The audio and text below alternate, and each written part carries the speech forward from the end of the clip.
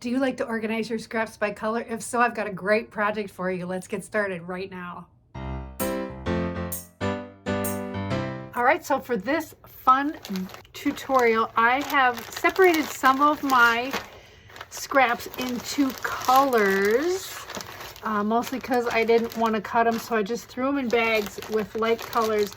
And so for this tutorial, I'm going to be using these color coordinated scraps. So you'll need a bunch of those. And the other thing that you will need is for my background fabric, I'm going to use a couple of these charm packs. This is Essentials Silver Lining 5-carat gems. They're all the same color, but they have a different design on them. And for all of our charm squares, we're going to be cutting them in half diagonally. I've also got some of these 5-inch square muslin pieces, and I'm going to be using these as a foundation for my scrap strips. Now, you don't have to use these, but I really like to use these, and for a couple different reasons. One is that it adds stability to the back, or adds stability to the block, and the other reason is that once you sew your strips on here, you don't have to deal with a ton of seam allowances and things like that on the back. You only have straight seams, so it just keeps things nice and neat. The other thing we'll need is some 2-inch strips, and we're going to be using these as sashing and borders for our little blocks. So let's get started. I am going to start with purple, and let's go to the sewing machine and see how to put this together. All right, so I've got my muslin 5-inch square here, and I'm just gonna start with a strip. It can be as wide or as narrow as you want. I'm just gonna lay that face up right on top, and I'm gonna trim it so it just hangs over just a little bit. And I'm gonna grab another strip, and make sure it's at least 5 inches tall. So we'll just find one here that is 5 inches tall that I like. Here's a little one that will work great. And you can either iron it beforehand or not. It's completely up to you. This is a tiny skinny one. I'm gonna lay this face down right on top of that strip, cut it off so it hangs over just a tad, and just sew that down right on there. And seam allowances are not very important on this step here. So when I iron that back, which I'm going to do off to the side here, that will just look nice and neat like that. And of course the back, all you see is that one seam. So that's what I was talking about when I referred to keeping that nice and neat on the back. And I'm just going to keep going until I've got that whole strip covered. I do like to iron my scraps before I sew them down so I don't accidentally sew any wrinkles in there or anything like that. And I'm just gonna keep sewing. You can make your strips as fat or as thin as you want. I guess I shouldn't try to talk over my sewing machine. You can even make the seams a little skewed if you don't want exact lines on there. This one covered to the end of my little muslin square, so now I'm going to flip it over and I'm going to do the other side until I have enough to cover it here. Just grab some random strips here. Now if I want a strip to be skinnier, I can certainly do this. Like this would definitely cover the rest of that square, but this is too fat for me. So I am going to make it a little skinnier. I'm just gonna fold it in half and then fold it in half once again, and take my scissors and cut that just like that so that I have a skinnier strip here. And I'm gonna line that up and sew that down. Now this one doesn't even have a straight edge really. It's kind of wonky, but that's okay because it's all going to disappear. Now for this quilt, I'm making five of these blocks for each color that I have up on my design wall. And I really think I only need one more strip of this, so I think I'll grab something that looks nice. This one is not, oh, that is not quite long enough. Let's see what else I can find here. I don't even know what strips I have. I want to get a dark one. This one's nice and dark. Let me put this one on. That will definitely work. I like to have a good variety of different shades in there. Now this will be way too big, but I can just use whatever I cut off of this for the next block.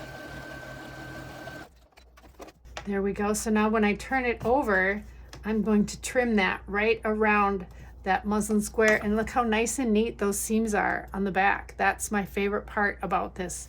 It's just so nice and neat when you turn it over. So let's get this trimmed. So now when I trim this up, I'm going to trim it to the 5 inches, but because we put a few seams in here, it's not going to be exactly 5 inches. It's going to be a tiny bit smaller because putting seams in here kind of tends to shrink things up a little bit. So I'm just going to cut this, trim that. I'm at a weird angle, so it's hard to press down hard. And then I'll just turn it over and do this side, getting my 5 inches there.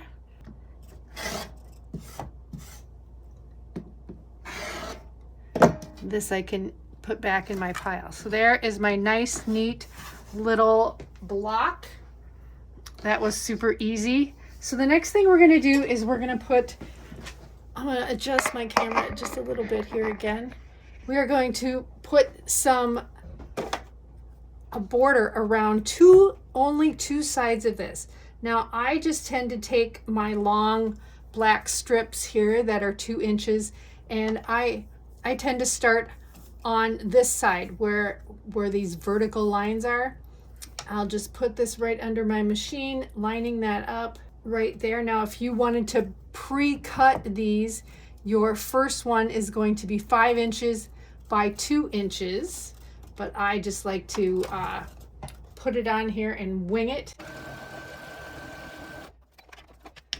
And then I'll take my scissors and I'll trim that right along the bottom there, and I'll press this back, and there is what it looks like.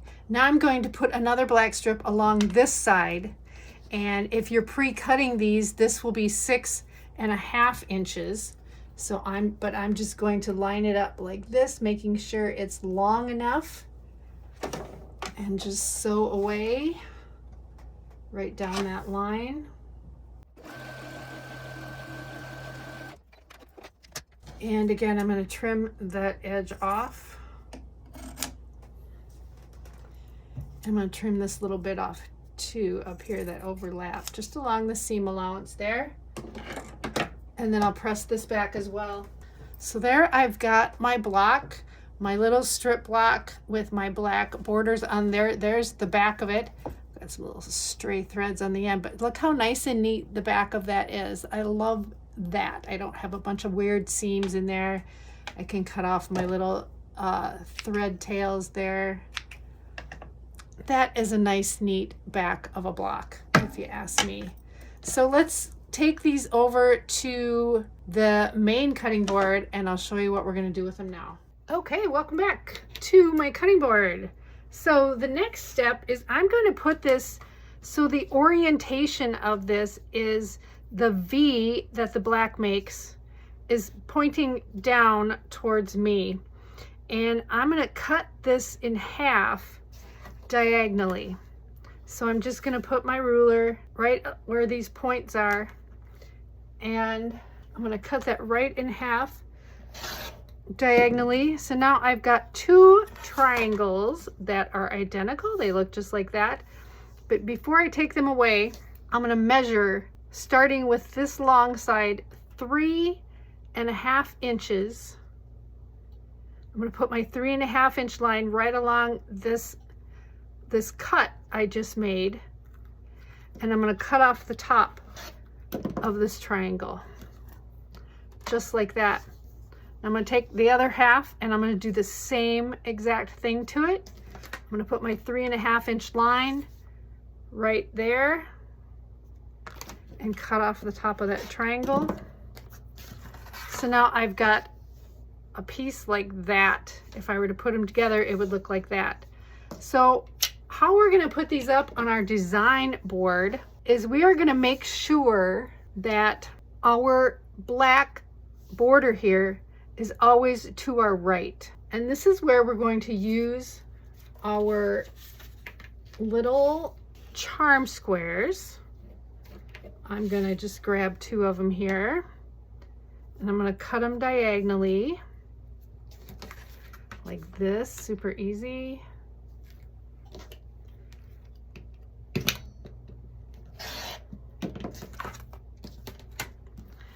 And we are gonna line these up so that these triangles are gonna go like this on either side of here. So it will form a straight edge on the bottom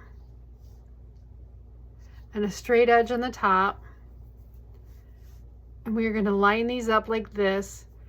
And then another sashing will go right down the center of this, just like this. So this is how I'm going to lay these out on my design wall. I think you get the idea here. So that is what it's going to look like. That looks pretty awesome, I think. Let's get these up on the design wall, leaving this space for a sashing, and let's see how this is going to look. All right, so I've got my little individual rows sewn together. So the next step is to place a 2-inch black strip between the rows that connect the cubes together, like right here and right here. In this row, I'm going to leave it blank, but as you can see, I have staggered these so it creates kind of a V shape or a zigzag with the background fabric. Now, you'll also notice that on the ends here and every other row, I've cut my cube into quarters and I've divided that between the 2 ends. And in the opposite row, I've cut my background fabric into quarters and I put those on the ends. So that just alternates. And I think I misspoke earlier when I said that I made 5 of every cube block. I actually made 6. I don't know why I said 5. So just to tell you exactly what I did. For some reason I had 5 in my head, but I did make 6 of each one. So in every other row you can see the entire 6, and in the opposite rows the 6th one is divided into quarters and then dispersed on each end. So I'm going to get busy and put my strips in between these cubes, and that will hopefully look like they're spinning around a strip or a rod. Let's see how this looks. All right, so I've got my sashing strips sewn in between each little set of half cubes here. So now all I have to do is sew each of these rows together and I'll be all set to start with my borders. So let me get these sewn together and I'll show you what I'm gonna do for the border. Okay, so here's what I did with the border. I found fat quarters that match each color in this spectrum that I am using, and I just cut them into 5-inch by 2.5-inch strips, and then I put them in order just along the border. I sewed them together the long way and I went all the way around the border. So I think that just adds an extra little bit of flair. So I started with a 2-inch black border and then this 2.5-inch border of the different colors, and then I finished it off with a 5-inch black border. Now this quilt ended up being a really good size lap quilt. So it measures 63 across by 73 down, and if I tilt my camera a little bit, you can see that it goes down, it covers the pink there down at the bottom, and it is a nice size quilt. So I'm really happy with how this turned out. Let me straighten you up again a little bit there. I'm really happy with how this turned out.